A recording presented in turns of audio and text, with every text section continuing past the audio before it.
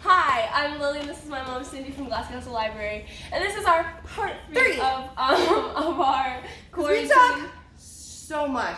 Quarantine 2020, sorry. Okay. Quarantine 2020, COVID-19. We're not even going to go into the things we went into last time. We're quarantined for 30 days. Blah, blah, blah, blah, blah. Please tell us where you're at and how you're doing, because it's going to be a couple days after the other one. So tell us how you're giving us. Give us an update, please. Tell us what you're reading now. Let's go. All right. Okay, so I'm going to start. I apologize, I don't have my physical copies because they're either messed up or in my backpack or in my room, and I don't know where they're. So, her room is an actual trash pit. Okay, so. Thank you, shush. Anyway, so the first book I'm going to do is Emma by Jane Austen. I accidentally wrote Jane Austen, like the title, but it's not that. So it's set in the fictional village, some cute little town, called Highbury, and it like takes place in like these estates of like the people nearby, and it's like a really good book. If I told you any more, I would probably give you spoilers because I talk a lot. But no way. Yeah, Mom. But it's a really good book, and you should read it. My mom thinks also those books are boring, but I don't. Not all of them, but some of them are okay. Have you read Emma? You also, is that the movie that just came out? No, it's Little Women. No. I think Emma also just came out. Google it. If it did, I'm pretty sure. I'm watching it. And I think that they released it early onto Netflix or whatever. So put in Emma 2019. Yeah, right? Maybe? It did come out. Yep, so see, I think it came out like right at Christmas, right? 2020. Oh, we'll watch it tomorrow, okay? We're gonna watch it. So anyways, Emma, I think you can watch it on Netflix. Is that what it said? Okay, so I'm going to show you a book that I am doing a reread on so that I can read another book. This is my special edition of Clockwork Angel. It is not perfect because Book Depository likes to send books like this from Australia in an envelope with no padding. Despite me asking them to stop mailing it like that, I was told they like literally can't tell their shipping department apparently anything. So I had 3 different copies sent to me and they were all trash. This is a collector's edition. I wanted to look nice. Anyways, this is the best of the 3. Whatever. Anyways, I'm rereading Clockwork Angel, and then I'm gonna reword. I'm not gonna do that. I'm gonna reread Clockwork Prince, and then I'm gonna reread Clockwork Princess, so that I can read another book. All right, go ahead. Oh, Cassandra Clare. I mean, you guys know that, right? Okay, anyways. So, have you guys read this book? Let me know, okay? Next is a true classic, Little Women. I True love classic. that book so much. I also Okay, I like that one too. Yeah, she actually likes Little Women, finally. But The new movie was so good. Oh my gosh, Timothy Chalamet is my husband. Like, period. Bernice, not yours, mine. Anyway, just in case she you watches have called this. out so many people. Every video Just is in someone case new. she watches this. So Little Women, if you don't know, which you should, it's about the March family and Josephine March. She's she's just the best. She's a tomboy. She's like a She tomboy. doesn't want to get doesn't wanna be married girly. and have babies. Okay, can you stop interrupting me? That's so rude. Road job. I thought you were gonna hug me back. No, you were assaulting me. So anyway, it's really great. I don't know, like it's a good book.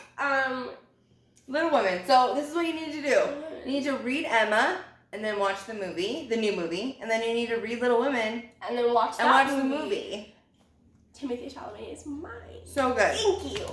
That way you can get a look at Lily's new husband. He's just beautiful. Like, okay. Who let him look like that? So this is the reason, obviously, that I was rereading the Clockwork series, the Infernal Device series by Cassandra Clare, because Chain of Gold has been released.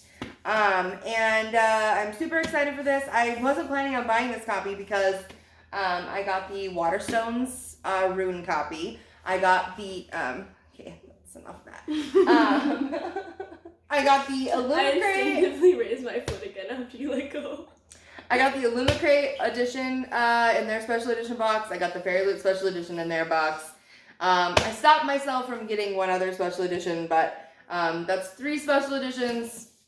But then, I mean, obviously, like, I had to get this one to match, right, the rest of the books, because I have, you can see the back on the top shelf. So I had, whatever I got it to. So what happened was, I thought I remembered enough of the Infernal Devices that I could just, like, jump right into this. About the book, or And you got the book? I will in just a minute. You got time. I only got one more book. So I thought I was just going to be able to jump right in, but I don't remember, like, hardly anything. Like, I remember who Tessa and Will and Jem are, but, like, that's it. So, anyways, if you have read the Clockwork series, which you should have, it is the story of Jem, Tessa, and Will, and their little love triangle, and it ends in a certain way. And then this book, so I can't really talk about it because it spoils the other series. But anyways, this is the children of other Shadowhunters. It just takes place a little bit after. So it's kind of like she did the Immortal Instruments series. And then she went back and did the, what is that? What is the Queen of Eyre and Darkness set of books, whatever. Those were like set in that. I signed a copy of that. And it's my mom's school. Those were set like in the future of that. And so this is like set after the Clockwork series. It's the children from those Shadowhunters, and I read a couple chapters, and it was so far really, really great. I needed a refresher, so go ahead.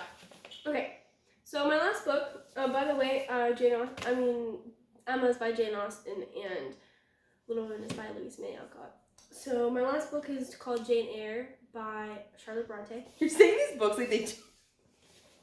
I know, you know what they are. I'm just saying. By the way, the only reason I got to read this book is because Mr. Collins, my teacher, my old teacher, let me borrow it, and I never gave the book back. So I just sent it back to my brother. I just found so many books upstairs. I was like, they're literally not mine. Where did this book come from? She's like, oh, that's Mr. So-and-so's. Oh, that's Mrs. So-and-so's. I have Alice in Wonderland from my 5th grade teacher that I borrowed and never gave back. She's in 9th grade.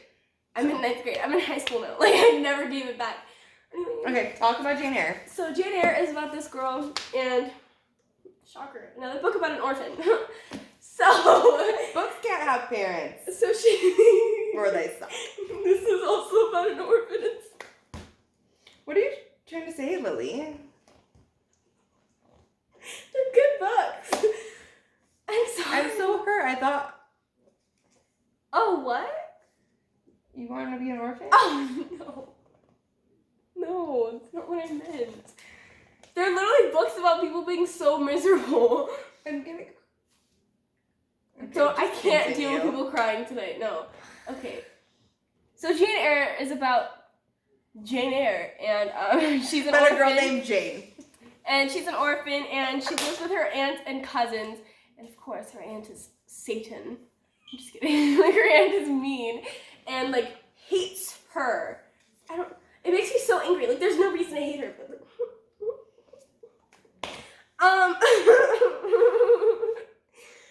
but she lets good old John, her son, bully Jane, and basically she hate the bullies. She's a hard life, you know. Even it's the servants make fun of her, you know. Us. They're like, you're worthless and poor, and I'm like, you're the servants? Yes! The servants' mom. The servants will make fun of her. Alright, so. Satan. The last book that I got at Barnes & Noble the other night is a book that I'm super excited about. It's The Midnight Lie by Marie Rutowski. I heard it's also a little bit Slytherin. Yeah, I'm really excited to read this. One of my favorite series. She's not Slytherin, by the way. No, I'm a Ravenclaw. Did you call me a Gryffindor? Mm-hmm. Listen, I am a Ravenclaw. I wanted to be a Gryffindor, of course, in the beginning, and then I took a bunch of tests, because it's when the Pottermore quiz wasn't up, and I took a bunch of tests, and it said that I was a Ravenclaw, and I was kind of sad, but I was like, whatever. I'm a Ravenclaw. So about all this Ravenclaw stuff. And then the new test came out on Pottermore, and it's all like, oh, you're a Gryffindor. And I was like, I'm a Hufflepuff, tried and true. Excuse me, I'm not a Gryffindor. I've already decided I'm a Ravenclaw. So then, I got Hufflepuff. I went in with my other email address, and I got Ravenclaw. It's all fine. And then one time I took it, and I got a Slytherin, and I was like, excuse me. If you think that Hufflepuffs are lame, then we will literally joust. Hufflepuffs are literally the best house, honestly. Like, I'm a Ravenclaw, and I can say that. Nice. They're the, you know, true friends. Like, I was like, this is really shocking because Lily's in it. They love it. We love the Hufflepuffs, you know? I was watching a video the other day, and they were like trash talking Hufflepuffs, and I was like, offensive. Everybody does. It's ridiculous, honestly. You know what house is the only house that stayed behind with the Gryffindors at the Battle of Hogwarts? The Hufflepuffs. Okay? Anyways, so, moving along. The Midnight Lie by Marie Rutowski is about, I'm just going to read the inside because I don't remember. Where Niram lives, crime abounds. A harsh tribunal rules, and society's pleasures are reserved for the high kith. Life in the ward is grim and punishing. People of her low status are forbidden from sampling sweets or wearing colors. You either follow the rules or pay a tithe and suffer the consequences. Niram keeps her head down and a dangerous secret close to her chest. But then she encounters Sid, a rakish traveler from far away who whispers rumors that the high kith possesses magic. Sid tempts Niram to seek that magic for herself, but to do that, Niram must surrender her old life. She must place her trust in this sly stranger who asks, above all, not to be trusted. I'm like super into this. So, okay, this is the original cover, and then in our Luma Crate February box, we got the other cover. That's why I remember hearing the title. Yeah. I was like, don't you and then have that? I'm super sad because I did not get the Fairy Loot edition, because the Fairy Loot edition is beyond gorgeous. So if there's anybody out there who is selling their Fairy Loot edition, I know you probably haven't gotten it yet, but I would like totally love to have it. So, anyways. She'll literally pay you. I want it so bad.